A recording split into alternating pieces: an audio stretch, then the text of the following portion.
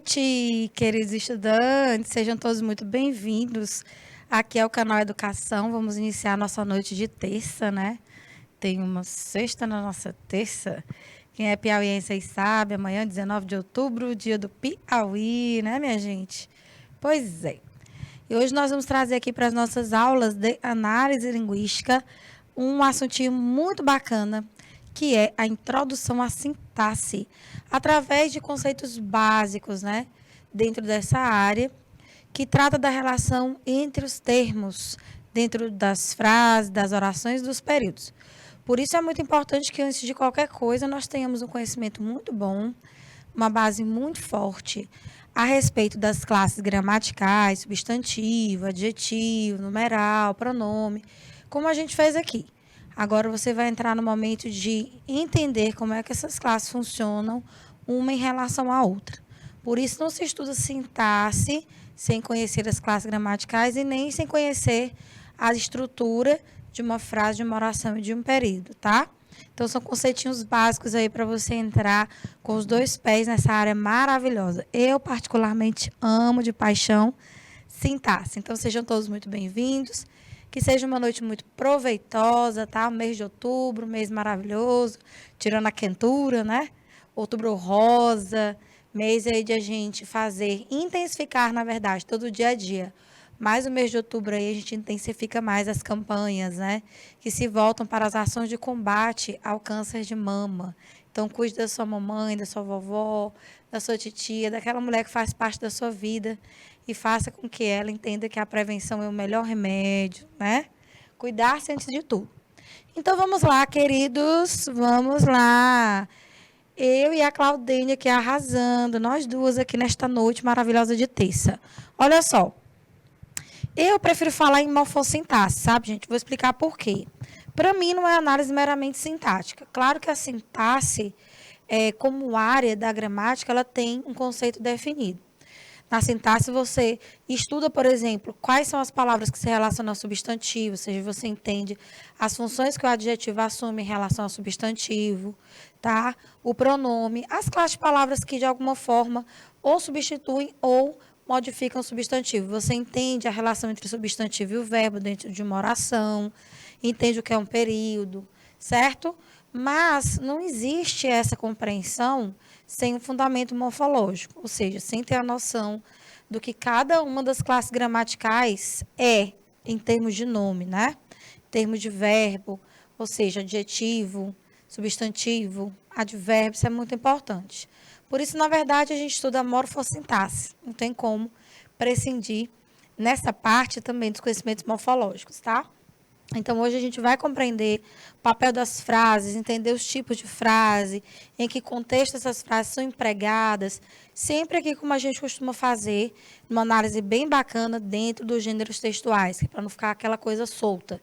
Até porque ninguém usa frase solta, é para comunicar mesmo, é a funcionalidade dessas estruturas dentro de um gênero, né?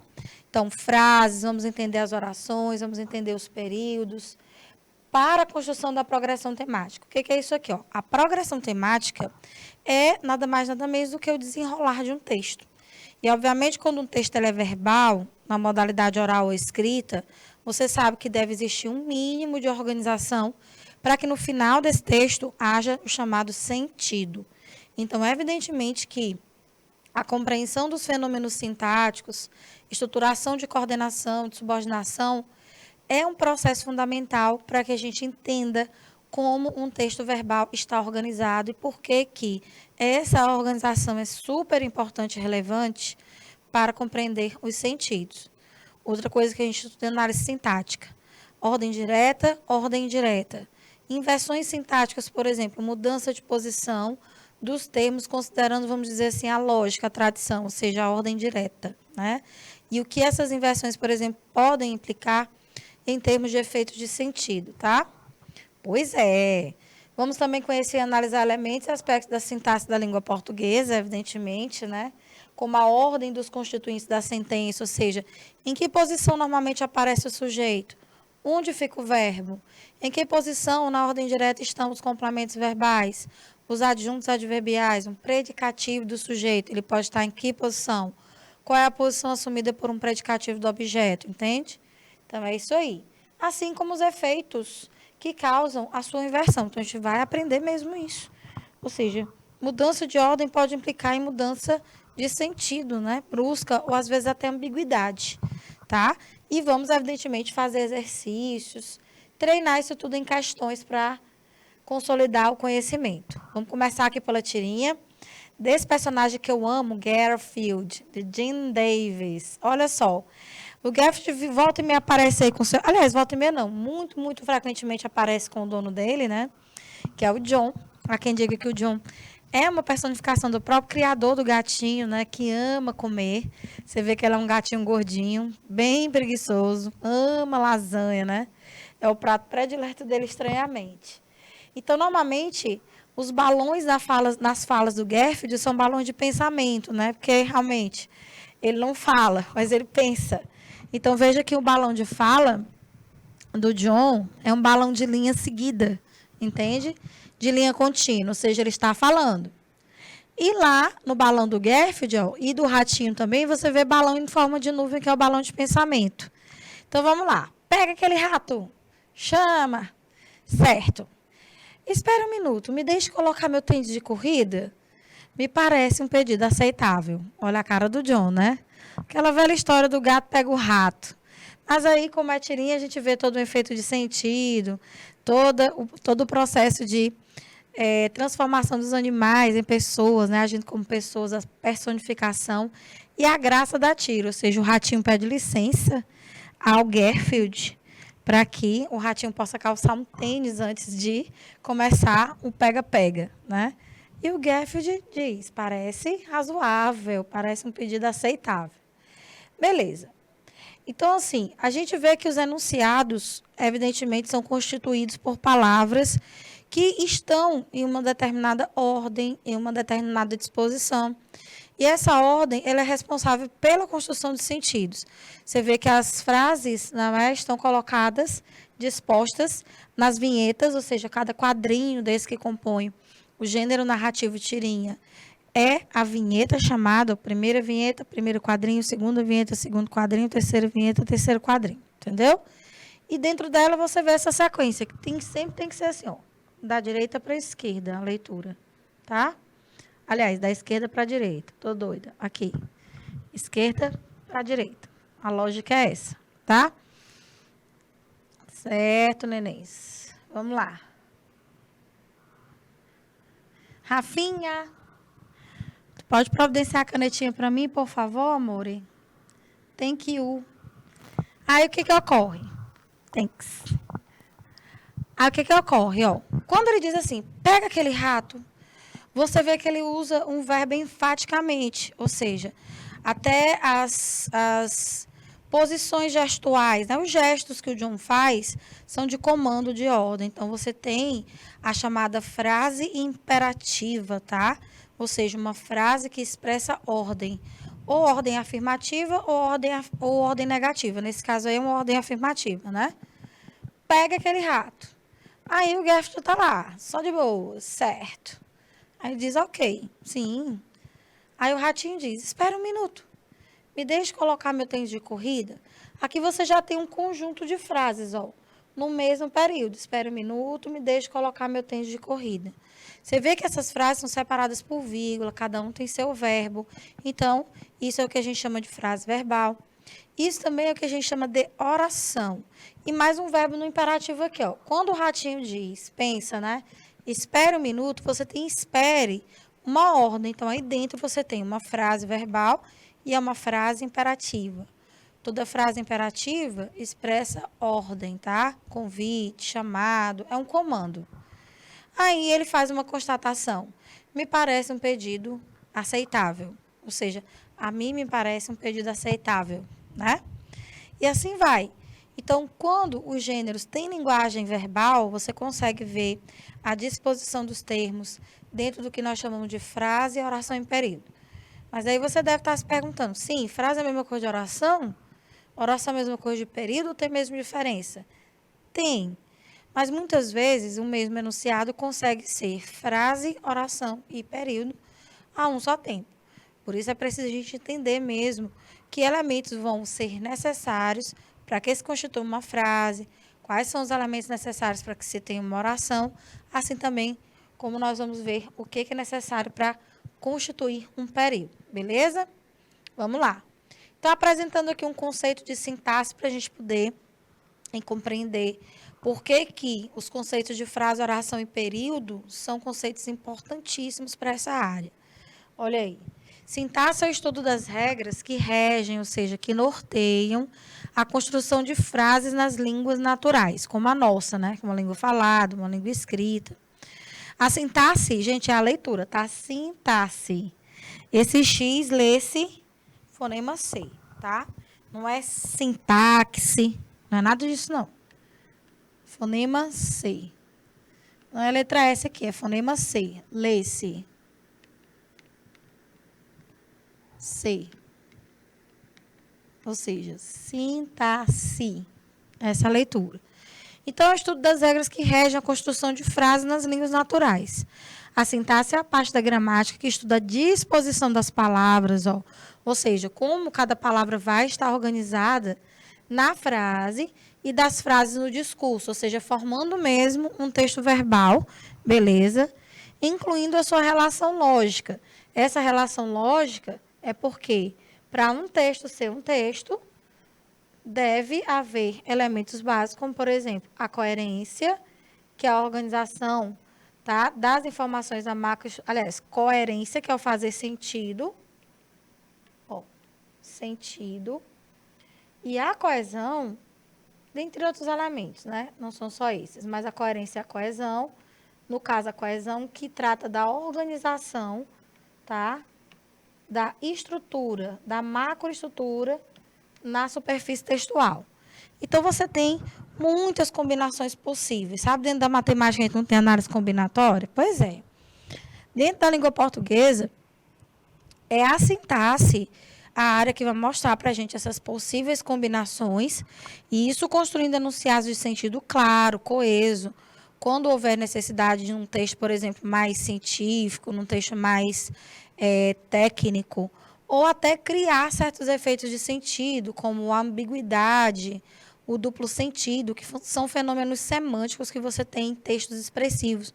Isso pode acontecer numa tirinha, por exemplo, numa letra de música, num cordel, numa poesia, gêneros que têm mais expressividade, sabe? A linguagem mais literária, vamos colocar nesses termos.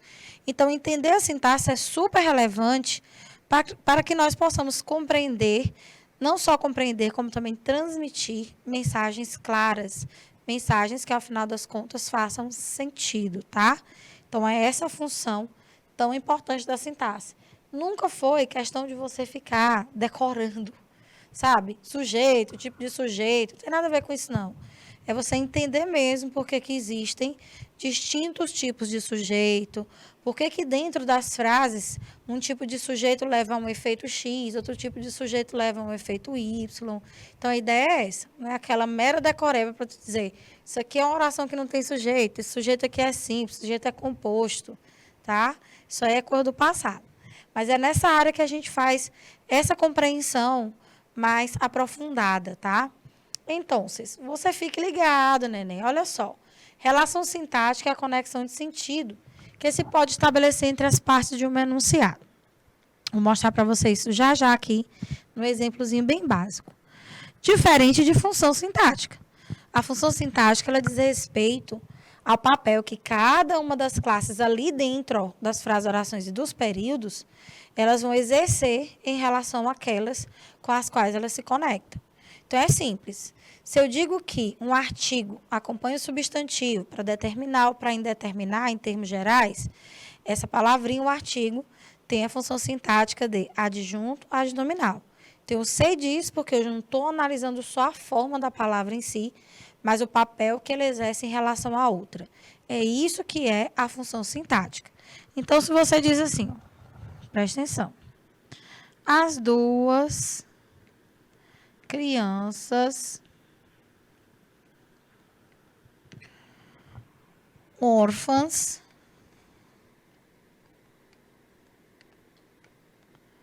serão adotadas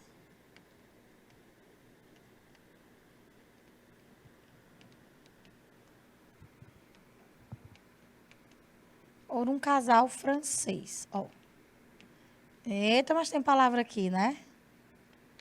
Vou abreviar aqui o francês. Ai, quase que não coube, tá? Francês. Veja bem. Perceba que aqui, dentro do que a gente chama de oração, você vai ver que existem classes de palavras. Vamos lá. As é artigo, duas que quantifica, é numeral. Crianças, palavra que nomeia um ser ou um grupo de seres, substantivo. Órfã, que caracteriza criança, órfãs no caso, adjetivo. Serão e adotadas, verbos. Dois verbos que fazem parte de uma mesma estrutura, sendo o primeiro verbo auxiliar e o segundo verbo principal. É o que a gente já viu aqui, que a gente chama de locução verbal, tá? Então, uma locução verbal, ela corresponde a apenas um verbo.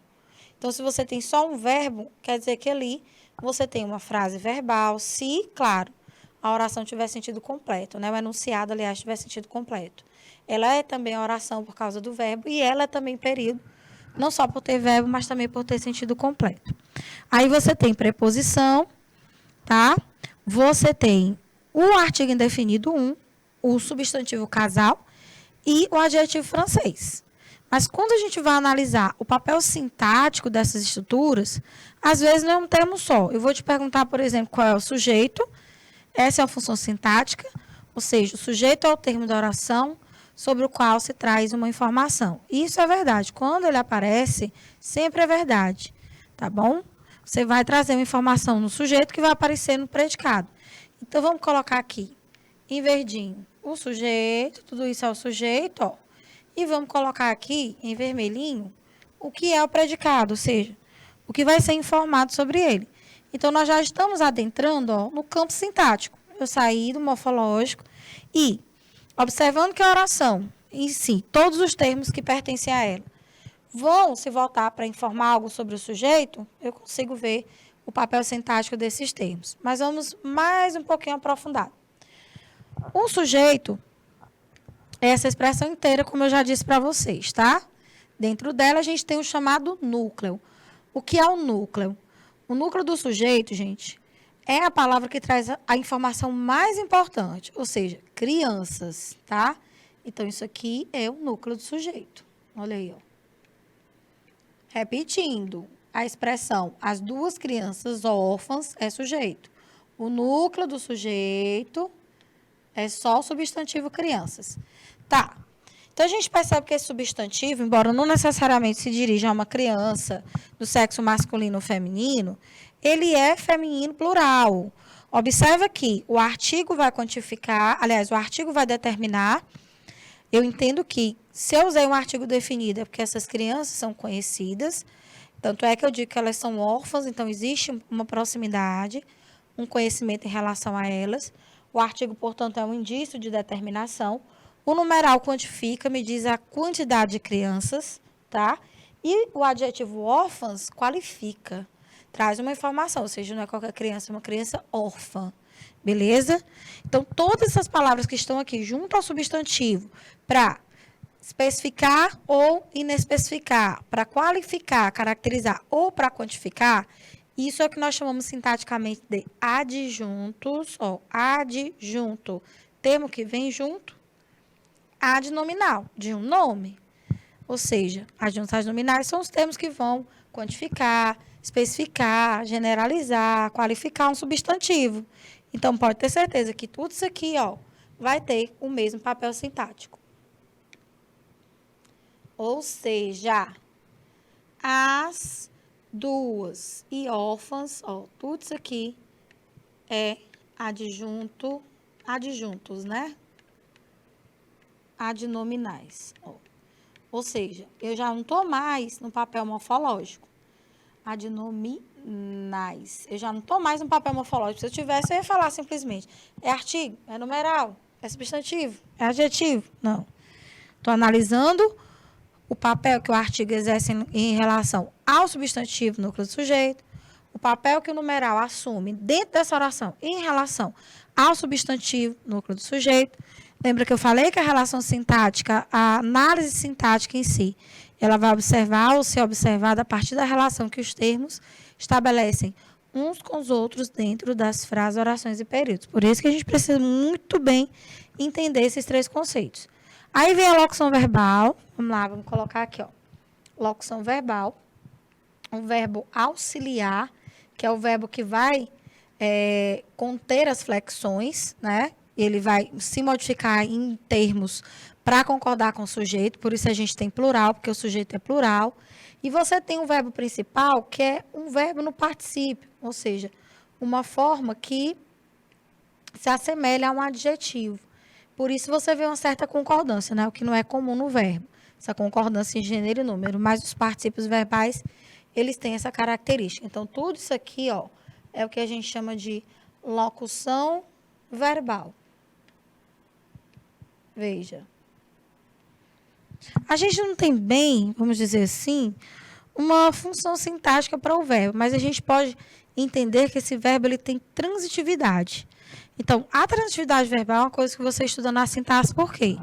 É a capacidade que o verbo tem de necessitar de se relacionar com outros termos para ter o seu sentido completo ou não. Por isso, a gente, nesse aspecto, classifica todo verbo que indica ação, que indica fenômeno, que indica processo, de nocional. Ou verbo, nesse caso, transitivo, se precisa de complemento, e intransitivo, se não precisa. Tá? Então, tá aí a locução verbal.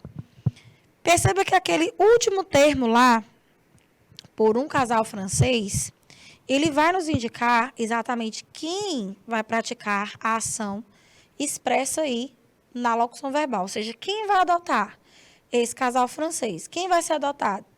São as crianças. É por isso que a gente diz seguramente que como as crianças vão sofrer uma ação, elas são sujeito paciente. Como é que eu sei? Porque o processo verbal está me indicando que a ação de lá vai recair sobre o sujeito. Isso aqui é a chamada voz passiva, que a gente vai estudar em outro momento. Olha, sujeito paciente. Esse termo que está lá no final, vou usar aqui esse azul mais clarinho para marcá-lo, por um casal francês. Vamos analisar aqui a morfologia dele. Ó. Pronto. Você vai ter aqui, ó, o núcleo dele, que é o substantivo coletivo casal, tá? O núcleo. Ó. Você vai ter como modificadores do núcleo o artigo 1 e o adjetivo francês, ou seja, esse artigo e esse adjetivo, evidentemente atuando diferentemente, mas modificando o substantivo, eles vão ser também adjuntos adnominais, tá? Então, o adjunto adnominal é uma função bem comum dos artigos, a não ser que eles sejam substantivados, que é outro caso, entendeu? Então, olha, um simples exemplo do que seria uma análise morfossintática. Isso aí, esse termo inteiro preposicionado, ele tem uma função, como eu disse. Ele vai praticar o processo verbal, no caso, a adoção, o ato de adotar, que vai recair sobre o sujeito, as crianças. Então, isso aqui é o que a gente chama de agente da passiva, ou seja, aquela expressão que vai nos indicar quem vai praticar a ação que vai recair sobre o sujeito paciente. Isso na análise sintática é o que a gente chama de voz passiva analítica. A voz que tem essa estrutura aí que vocês acabaram de presenciar. Então, vejam que aqui eu tenho funções sintáticas, tá? Quando eu digo que um numeral, um artigo, tá? Um numeral, por exemplo, ele vai quantificar o substantivo, ele pode indicar ordem numa dada sequência, ele pode indicar parte de um todo. Aí a gente já tem a chamada relação sintática, é o sentido que eles vão estabelecer em relação ao termo que modificam. Se eu digo, por exemplo, um adjetivo, ele vai ser um adjunto adnominal, porque ele vai, em relação ao substantivo, caracterizar, trazer noções de explicação, restrição, qualificar, é essa noção de sentido que a gente vê em relação sintática, tá bom? Então, é diferente mesmo de função sintática. Na função sintática, você diz como é que o termo funciona diretamente. Ah, esse artigo bem que é um adjunto adnominal. Esse numeral bem aqui está atuando como numeral substantivo, porque ele faz, às vezes, substantivo. Enfim. Vamos lá, nenéns. Vamos agora adentrar os conceitinhos aqui que nós viemos hoje para estudar. Olha, conceitos básicos, você já viu o quanto é importante ter uma noção do que é uma frase, dos tipos de frase que vão circular aí nos vários gêneros textuais, frase imperativa, frase declarativa afirmativa, declarativa negativa, né? Frase de todo jeito, frase imprecativa, eu vou explicar isso aí, o que é essa imprecação. A gente trouxe exemplos bem legais para trabalhar aqui com vocês hoje, tá? Então, vamos lá. O conceito de frase é exatamente esse, gente. Todo enunciado de sentido completo. Então, não tem erro. Para eu ter uma frase, tenha essa frase verbo ou não, ela tem que ter esse sentido completo. Então, se você diz assim, socorro, socorro, meu Deus, au. Bom, é alguém pedindo ajuda, né? Eu não tenho nenhuma oração aí. Não. A oração é um elemento que prescinde a presença de um verbo, né? Ou então que esse verbo esteja, por questões de organização, por questões coesivas, subentendido. De toda forma, uma oração ela tem que ter verbo, coisa que não é obrigatoriedade na frase. Então, o que a frase tem que ter, independente de ela ser verbal ou nominal, é mesmo sentido completo. Então, se eu vejo um enunciado e esse enunciado não me comunica completamente, ele não pode ser considerado em hipótese alguma frase, tá? Então, com sentido completo, frase que não tem verbo é frase nominal. Frase que tem verbo é frase verbal. E a frase verbal equivale à oração e equivale ao período. Beleza? Tá se ligando aí. Já coloquei em vermelho a principal informação que caracteriza a frase. Bora. Olha aí. Nominal. Não possui verbo. Olha aí, exemplo. Socorro, fogo. Que legal. Não. Claro que isso aí vai depender muito do contexto, né? Vai depender muito do contexto. Porque, por exemplo, se eu tenho fogo, pode ser que eu esteja dizendo, tá pegando fogo. Pode ser que eu chegue perto de alguém de fogo, né? Pode ser que seja alguém, por exemplo, pedindo para acender um cigarro, fogo. Pode ser que seja um comandante de um pilotão, por exemplo, que diz apontar, preparar, apontar, preparar, apontar, sei lá. Apontar fogo, ou seja, fogo pode ser, inclusive, correspondente a uma frase imperativa, né? Se ela indicar uma ordem, enfim. Não tem verbo, é frase nominal. Mas perceba que todas têm sentido completo, né? Todas têm. Outro elemento de frase, verbal. Possui verbo, também pode ser chamada de oração, lógico. Se eu entendo que a oração é um enunciado que, tendo ou não sentido completo, tem que ter mesmo um verbo, ou seja, a oração é imprescindível, né? Dentro da oração, melhor dizendo, é imprescindível a presença do verbo, então não faz sentido ela, sabe, não ter sentido ou ter sentido. Não é isso que vai caracterizar a oração. Então, veja lá. Possui verbo, tem sentido completo, é frase verbal. Sejam atenciosos. Mais uma vez, uma frase aí imperativa. O deputado aprovou o projeto de lei, entre outros exemplos. Então, perceba que eu, inclusive, deixei sublinhado lá os verbos. Então, isso é frase verbal. E é frase verbal porque tem sentido completo antes de qualquer coisa. Quanto ao sentido, as frases elas têm uma classificação que é muito importante. Veja que nos diversos gêneros que a gente vai construir, dependendo, evidentemente, da função sociocomunicativa desses gêneros, a gente tem aí a presença, né, dessas várias frases e a implicação de sentido que elas vão apresentar. Então, certos gêneros até meio que se caracterizam por um tipo específico de frase, pelo sentido, né? Então, por isso é importante que a gente lembre isso aqui, ó. Uma frase declarativa, elas vão encerrar uma declaração acerca de alguém ou de alguma coisa, tá? Essas declarativas podem ser afirmativas ou negativas. Não tem essa especificação. Se você declarar algo, você faz, tá? Uma afirmação. Olha aí. Declarativo negativas ou declarativas afirmativas. Com as duas, você pode demonstrar segurança a respeito do que você está dizendo, tanto para afirmar quanto para negar. Você diz, eu vou à festa. uma frase declarativa afirmativa. Eu não vou à festa. Você também está declarando, mas está declarando algo negativamente, né? Quando ela é interrogativa, obviamente, ela vai perguntar. Só que assim, gente, há uma coisa interessante aqui. Normalmente a gente pensa na frase interrogativa como aquela que vai responder os nossos questionamentos. Nem toda frase interrogativa espera uma resposta. O que eu quero dizer com isso? Tem frases interrogativas que servem para a nossa reflexão. As perguntas não esperam, por exemplo, da gente uma resposta imediata. Você já pensou se todo o lixo que você põe na rua voltasse para sua casa? Olha aí. Não é uma pergunta que espera que a pessoa dê uma resposta. É lógico que a resposta é óbvia até. Claro que não. Então, não faça isso. Não jogue lixo nas ruas, né? Vem a chuva carrega o lixo, leva para dentro da sua casa, com as enchentes, né? Entope os bueiros, enfim.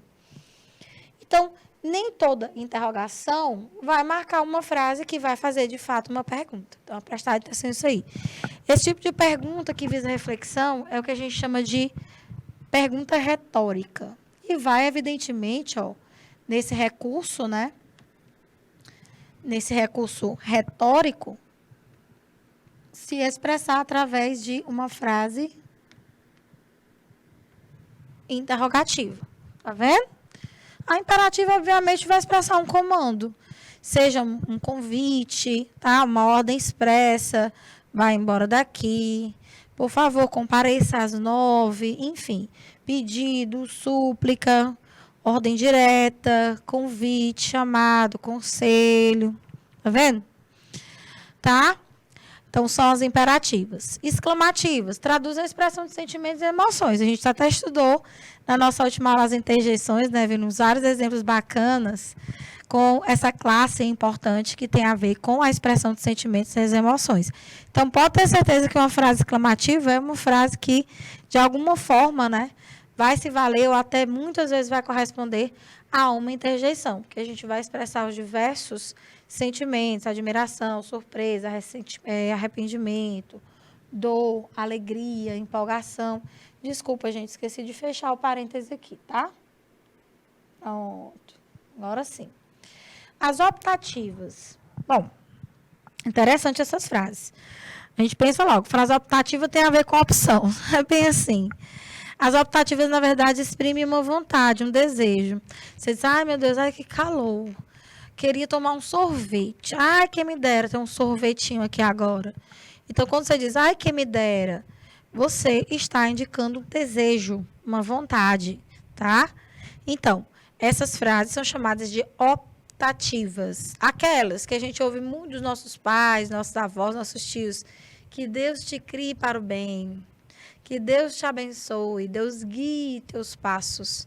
Frases optativas. E tem, evidentemente, esse tipo de frase, gente, que expressa, sim, um desejo, uma vontade, mas é algo ruim. Tipo, quando você roga praga em alguém. Toda frase imprecativa, tá? Ela é uma optativa por expressar um desejo. Mas nem toda optativa é imprecativa, porque só é imprecativo se for algo ruim. Se você desejar o mal para alguém, ou na raiva, não necessariamente desejando mal, você expressa algo. Por isso que não é bom você conversar quando está de cabeça quente, porque não é conversa, é briga, né? Então é melhor se aquietar. Então o emissor ele vai expressar uma súplica através de maldição, ou seja, é uma coisa ruim. Como você diz para alguém, por exemplo, vai te lascar. Isso não é muito legal. Então, de alguma forma, você está chateado com outra pessoa. Ou então você está mais empolgado na linguagem, porque às vezes a gente, doido, vai te lascar, diabo. Então, nem sempre é algo motivado por raiva, né? Às vezes é empolgação, uma brincadeira fora de hora. Mas, de toda forma, ela não vai desejar algo legal, não. Tá? Então, quando for um desejo aí semelhante a uma praga, uma maldição, ela vai receber a optativa esse nome de imprecativa. Por isso que eu disse para você, toda imprecativa, que portanto expressa maldição, né? Uma praguinha básica, ela é optativa sim. Mas nem toda frase optativa vai rogar uma praga. Por isso que nem toda optativa é imprecativa. Então a gente fala que as imprecativas são uma espécie de optativa. Só para deixar bem claro para você aqui. Querido estudante da EJA 6 do canal Edu. São uma espécie de optativo. Claro que a tia Flavinha não ia deixar vocês no vácuo, né? Vocês sabem que jamais eu ia deixar vocês sem exemplos, sem aquela análise linguística maravilhosa que a gente ama, de toda terça-feira, né? Sempre analisando isso aí dentro de um gênero. Então, você diz, vá tomar banho, tá? Alguém te faz uma raiva. Claro que isso aqui tem que estar dentro de um contexto, né? Vá tomar banho, vai enxugar gelo. Normalmente, claro, elas vão estar seguidas de exclamação. Por quê? Porque você está expressando aí algo mais emotivamente, vamos dizer assim. Então, vá tomar banho é uma frase de certo, ó, imprecativa. Ó. Uma outra frase que não é imprecativa. Vá com Deus. Que o amor ainda está aqui. Vá com Deus. Ó, essa aqui é optativa, mas não é imprecativa, obviamente, porque você não está expressando uma ordem, tá? Desculpa, não está expressando uma praga. Deus o livre, se você pede que alguém vá com Deus. Agora, o diabo que te carregue, vixe Maria, é praga pesada, é imprecativa. Então, entenda bem essa diferença, né? Porque você vai entender, por exemplo, que em diferentes contextos as pessoas podem expressar desejos, emoções, bons desejos, maus desejos, enfim. Isso vai ser definido pelo tipo de frase que vai constar no enunciado. Não é legal, gente? Então, por isso é importante tomar nota, meu filho. Tome nota, nota. Tá? Olha aí.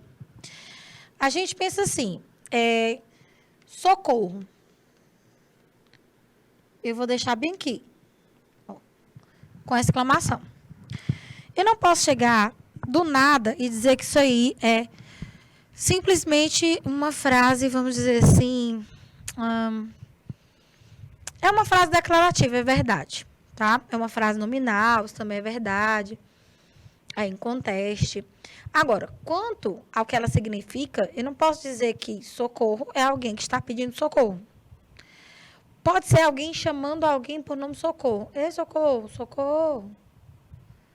Nós temos aqui uma professora, uma intérprete chamada Socorro, né?